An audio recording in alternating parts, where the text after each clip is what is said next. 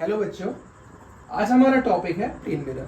Plane mirror से related question जो 10th class के बोर्ड एग्जाम में जो आ सकते हैं, चाहे वो सीबीएसई हो या फिर स्टेट एग्जाम। सबसे पहले हम समझे प्लेन मिरर को, तो बेसिकली यदि हम यहाँ पर देखें तो हमने ए पी बी एक अपार्चर ले रखा है, पी यहाँ पर पोल है और ये पूरा हमारा क्या हो जाएगा, एक हमारा प्लेन मिरर है।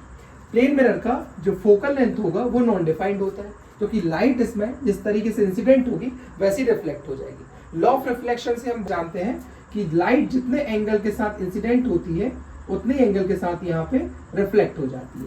तो नॉर्मल और रे ऑफ इंसिडेंट्स के बीच में जो एंगल बनेगा that is angle of incident, और नॉर्मल और रे ऑफ रिफ्लेक्ट के बीच में जो एंगल बनेगा that is angle of reflection. तो ऐसे ही सपोज लाइट यदि प्रिंसिपल एक्सिस से आ रही है और प्लेन मिरर पर इंसिडेंट हो रही है तो लाइट वैसे ही बाउंस बैक हो जाएगी, वापस चली जाएगी।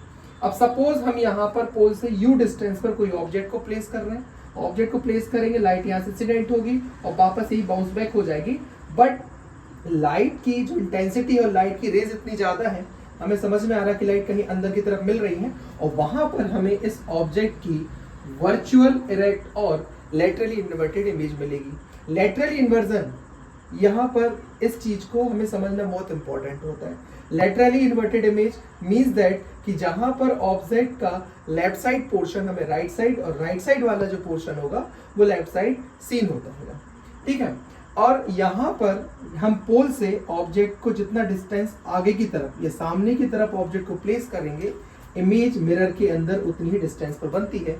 तो यहाँ से हमें एक पॉइंट क्लियर होता है कि ऑब्जेक्ट डिस्टेंस और इमेज डिस्टेंस ऑलवेज कैसी होंगी, इक्वल होगी। मीन्स दैट ऑब्जेक्ट मिरर के सामने जितना डिस्टेंस पर होगा, जितनी दूरी पर होगा, इमेज प्लेन मिरर के अंदर उतनी दूरी पर बनेगी। लेकिन साइन कन्वेक्शन के बेसिस पर यदि ऑब्जेक्ट प्लेन मिरर के सामने रखा है, लेफ्ट साइड रखा हुआ है, तो ऑब्जेक्ट डिस्टेंस को हम नेगेटिव साइन के साथ शो करते हैं और जो इमेज डिस्टेंस है उसको हम पॉजिटिव साइन के साथ शो करेंगे। बट मैग्नीट्यूड के बारे में बात करें दोनों के, तो दोनों के मैग्नीट्यूड कैसे हो जाएंगे, सेम हो जाएंगे।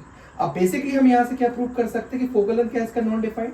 तो मिरर फॉर्मूला होगा 1/f is equals to 1/v plus 1/u।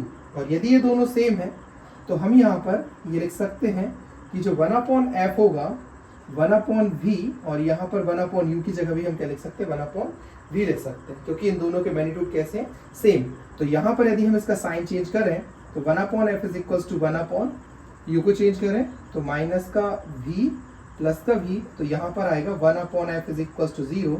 So f का वैल्यू आ जाएगा नॉन डिफाइंड। Thank you.